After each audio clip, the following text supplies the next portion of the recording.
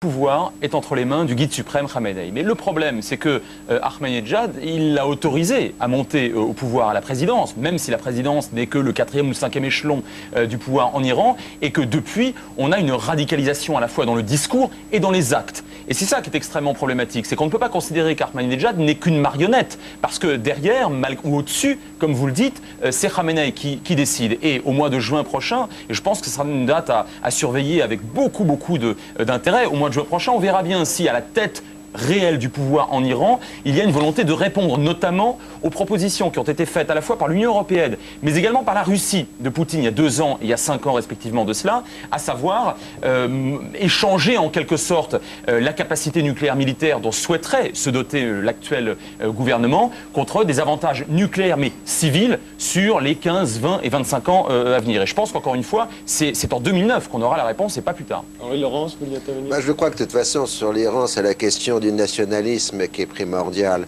Un pays qui a été plusieurs fois envahi ne peut être que vigoureusement nationaliste. Le régime actuel, quelles que soient ses tares, elles sont nombreuses, il exprime d'abord un nationalisme iranien extrêmement puissant, et toute opposition qui n'est pas dans un cadre nationaliste n'existe pas. Ce sont des traîtres. Et s'ils ne sont pas des traîtres, ils seront pratiquement obligés de réendosser les positions internationales du régime actuel. Alors en plus, il y a la peur du complot qui est réel, parce que de l'autre côté, des tas de puissances ont essayé de faire des opérations clandestines en Iran, les renverser plusieurs fois le régime actuel ou les précédents. Donc ça paraît tout à fait plausible pour les dirigeants actuels. Il y a aussi peut-être une dimension qu'on oublie, parce que là on est trop dans le rationnel, c'est que certaines tendances du régime iranien actuel sont d'ordre messianique, apocalyptique.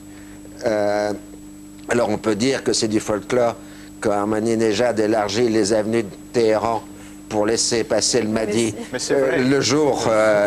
par exemple, expliquez-nous pour le Mahdi.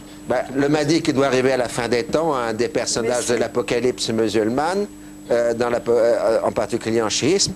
Le président Ahmadinejad a élargi les avenues de Téhéran pour qu'il ait plus de place le jour de sa venue.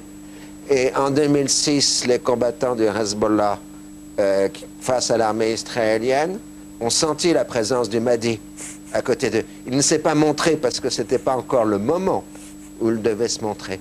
Mais les combattants ont senti sa présence. Alors c'est toujours très dangereux dans un monde où il y a des armements lourds, du nucléaire, et qu'on est dans les 3 religions de la région, des gens qui sont apocalyptiques, puisqu'il y a des apocalyptiques protestants qui disent que la fin des temps va arriver à des armes nucléaires. Il y a des apocalyptiques musulmans qui disent que la fin des temps va arriver. Mais et tous les juifs sont... américain est apocalyptique aussi. Les sont les Américains. Les protestants sont américains. Les apocalyptiques protestants, les apocalyptiques juifs, parce qu'il y en a aussi. Et des apocalyptiques... enfin, les 3 religions se réunissent dans un espèce d'appel à la fin des temps, dans un système politique qui est complètement déréglé, et où il y a des armes de destruction massive un peu partout cachées ou non cachées. Alors, c'est dans ce sens-là que la position de notre invité est positive, parce qu'il vaut mieux essayer de discuter et de trouver des marchés et des compromis, plutôt que se balancer des armements lourds à la tête. Ça faut. Oui, non, je voulais vous demander, Monsieur Laurence, pourquoi vous disiez tout à l'heure que l'Amérique ne pouvait pas partir de cette région, qu'elle était coincée, qu'elle ne pouvait pas partir. D'abord parce qu'elle n'est pas seule, elle est le syndic du monde industrialisé, contrairement à ce que pense notre ami. Si vous voulez avoir du pétrole pour vos voitures et pas vous retrouver dans la situation de mai 68 où on ne pouvait plus partir en week-end, il faut bien qu'il y ait une flotte américaine dans l'océan Indien pour assurer la liberté d'accès au pétrole, pas seulement pour les États-Unis. Et en mer Rouge. Et en mer Rouge. Regardez actuellement la piraterie. Ils travaillent pour tout l'Occident, d'après vous. Ils travaillent aussi bien pour la Chine, la Russie, etc. Pas seulement l'Occident. L'ensemble des pays consommateurs ont besoin d'une sécurité d'accès, et le seul gendarme de la sécurité d'accès, c'est l'armée américaine.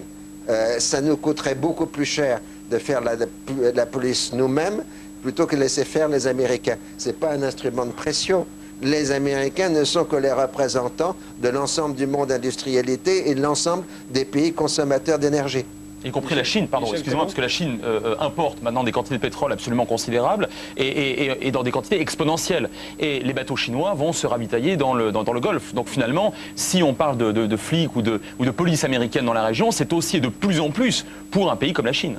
Michel Colomb. C'est vraiment très généreux parce qu'en réalité, les États-Unis ont essayé d'empêcher l'approvisionnement de la Chine en pétrole et en gaz et de contrôler le pétrole et le gaz de la mer Caspienne et de l'Asie centrale. Et donc, contre la domination des États-Unis sur le pétrole dans le monde entier, parce que ce ne sont pas des guerres de religion, ce sont des guerres économiques, ce sont des guerres pour le fric, il faut le dire. Contre cette domination, il y a maintenant en Asie un phénomène nouveau et important, c'est que la Russie, la Chine et une série de républiques d'Asie centrale se sont unies dans l'organisation de la coopération de Shanghai, qui est un phénomène très très important, avec l'Inde, l'Iran, etc., le Pakistan, je crois, comme observateurs. C'est-à-dire que l'Asie en a marre que les États-Unis prétendent dominer partout où ils sont et prétendent dire ce qu'ils doivent faire. L'Asie veut se développer de façon autonome et par une façon indépendante des États-Unis. Alors, les États-Unis veulent, je l'ai dit et je le maintiens, contrôler le pétrole partout où il est dans le monde pour gagner de l'argent et pour tenir le robinet du pétrole par rapport à toutes les autres grandes puissances. Là, on est dans une Et représentation. vous le trouvez dans des textes des États-Unis. Il faut lire les revues militaires. Là, maintenant, il y a les choses qu'on dit à la télévision. Mais en réalité, quand vous lisez les revues militaires stratégiques des États-Unis ou les trucs du Wall Street Journal, etc., ils disent bien « nous devons contrôler le pétrole nous-mêmes Oui, ». Et ici, on est dans une représentation de télévision et on m'a accusé d'être anti-israélien et que je calomniais Israël et que je les porterais comme je m'attendais, parce que je sais que vous êtes dans un lobby vois qu'on ne peut rien vous cacher. israélien.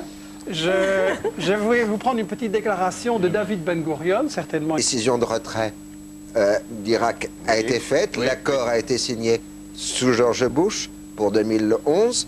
Il ne traque pas l'Iran. Hein. Ok. La volonté de mettre le paquet sur l'Afghanistan, qui était annoncée dans le programme électoral d'Obama, elle a déjà été lancée. C'est-à-dire que l'ensemble des changements qu'on attendait d'Obama, en fait, ont déjà été pris ces 6 et 12 derniers mois. Ce qu'on peut attendre de la politique américaine, la nouvelle administration, c'est qu'elle accentue les changements qui ont déjà été pris depuis un an. Alors, en ce qui concerne le conflit israélo-palestinien, puisque vous avez tous l'air de dire qu'il faut d'abord régler ça avant que quoi que ce soit puisse arriver, dans quelle direction vont les États-Unis et dans quelle direction devraient-ils aller?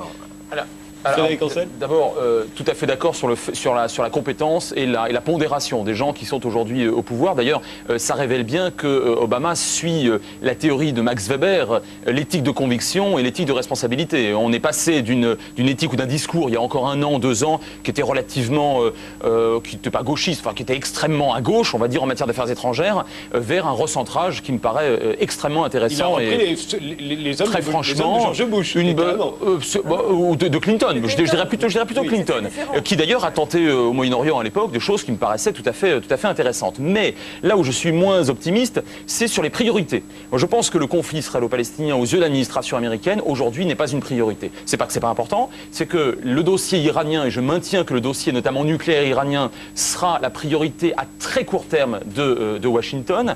2, il y a effectivement l'Afghanistan.